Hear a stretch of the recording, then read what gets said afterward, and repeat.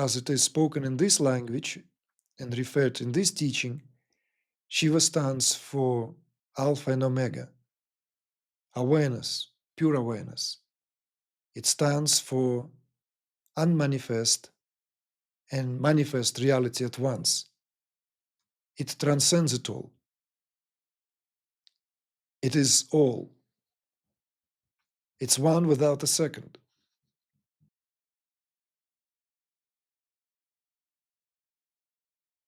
Devoting oneself to Shiva comes from Anita.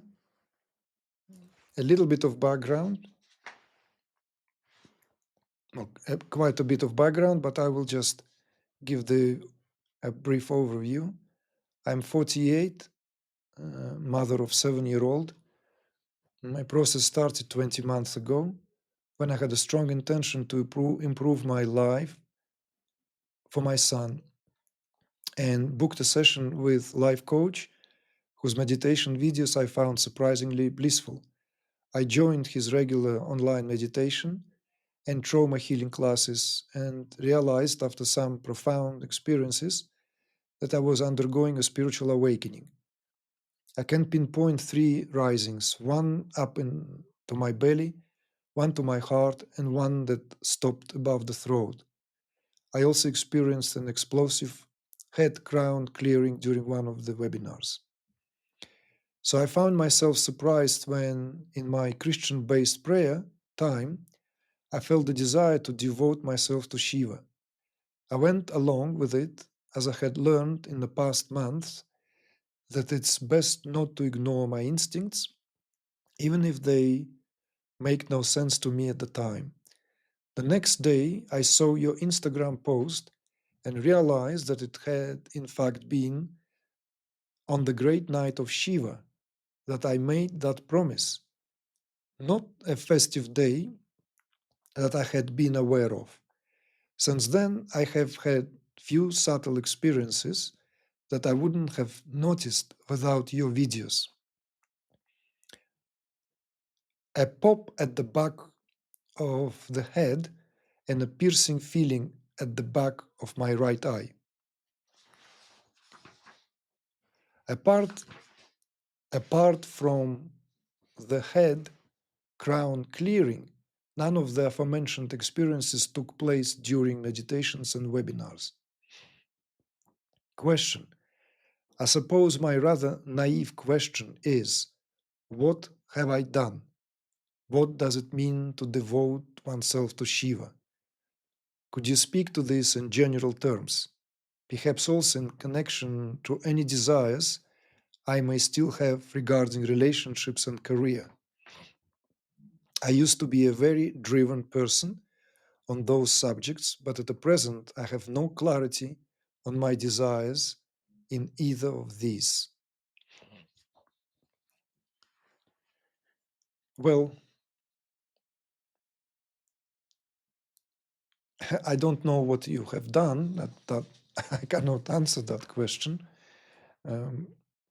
You've done nothing wrong, or this is just we don't know how our life and what turn it can take, right? So this is all, to me, within the scope of how unfathomable the path to God can be, right? This, after all, it's not that the human being travels that path. That's the erroneous, misleading interpretation, because then we turn God or Godhead into an object,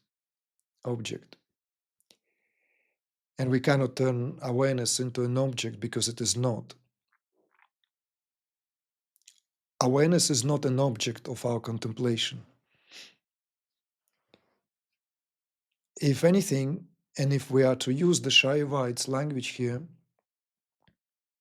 which serves very often as that helpful outlook in terms of the discourses on the nature of oneness with it all, then awareness is the seer seeing unseen. So that these are the modalities with which awareness experiences itself for its own sake. That's ultimately how we can speak about that relationship. What does it mean to devote oneself to Shiva? It depends what we mean by Shiva, depends what you mean by Shiva. Do you mean by Shiva a Hindu demigod or Hindu god of Trimurti, Trinity? Do you mean by Shiva as one of the, let's say, of that creation, right? Sustenance and dissolution that Shiva stands for? If you mean by Shiva as it is spoken in this language and referred in this teaching, Shiva stands for Alpha and Omega, awareness, pure awareness. It stands for unmanifest and manifest reality at once. It transcends it all. It is all. It's one without a second. So Shiva, in the language of non-dual Tantra, is not a god in a sense of how we speak of, let's say, in and with regards to various different theological interpretations. So I cannot answer that question. What does it mean to be devoted, to devotee, or devote oneself to Shiva? Because the true meaning of that, if I am pushed to answer that or pushed to reflect on that, is that the proper understanding is that whatever we do is already that what it is.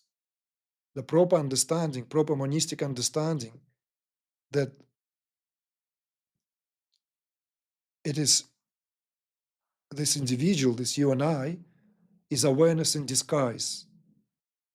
And every act, every action and interaction is self-interacting qualities of awareness within itself, for which this entire universe is created as the body of Shiva. So how can one be devoted to that? I still quite haven't figured it out for myself, quite frankly. I would love to be devoted to Shiva, but I don't know how. It's beyond my comprehension.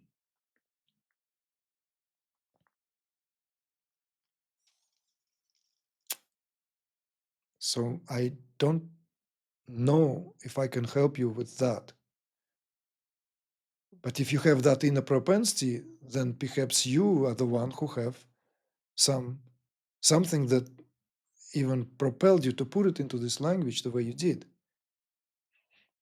And I'm speaking about it in general terms, just as you've asked. So I'm trying to be as general and as direct as possible.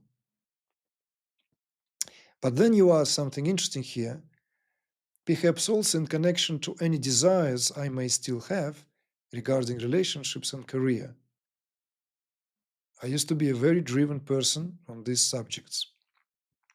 But at the present, I have no clarity on my desires in either of these. Well, that's also natural, quite understandable, when we are, by virtue of that what expresses itself in a particular way as that modus operandi, as a mode of expression, and that it expresses itself as being driven in this or that area, it is obviously driven by that very, very impulse that infuses everything with the meaning for which we are driven in the first place, that gives us that and where that comes from. So that very, very power that imbues and empowers this very, very desires in the first place towards that what spoken of in terms of going out, right, and have relationships, have career, express oneself. That same very power can also, by virtue of its own interaction, self-interaction, can propel us as what sounds what happened to you in the direction where it is not expressed in something tangible. So the clarity will come with time. I don't want you to despair that you are thrown now into that state when nothing matters, because it's natural. I would even say it's a sign of authenticity of what you're going through. When, let's say now, concessionally, we speak in a more that, let's say, uh, commonly used language today, when affairs of the world dominate our attention, then that's what it is. When God suddenly begins to dominate our attention is no longer directed to the affairs of the world and how we are doing there. At least, or for a period of time, when some adjustments takes place. And for some, maybe that adjustment would mean radical reevaluation and changes in life, where one would be doing what one hasn't dreamt of doing. For others, it may be returning to the affairs that have been in a focal point of our attention, but seen in a different light. That also happens. One way or another, I wish you um, that clarity will prevail sooner or later, simply because you might be still in a position of responsibility, right? As you write here, as the mother, right? So still have to be in your years of responsibility in that parental guide-like role, caring, guiding role. So my only suggestion and advice would be to continue, let's say, educating yourself and choosing attentively what's out there richly offered in the marketplace of spirituality, what doesn't reinforce that over detachment. Like, you don't want to completely become detached from this world. You want to have that healthy balance so that you still feel that even that, what the current role is, no matter how maybe it feels less in every way compared to the magnanimity of whatever experiences we may have with that infinite, has a purpose as well. And that is exemplified in being here and now in this particular role. So the teachings, and hopefully you will gravitate towards what encourages your participation rather than discourages it. Encouraging this being in the world rather than encouraging you to kiss it goodbye and just like retrieve somewhere.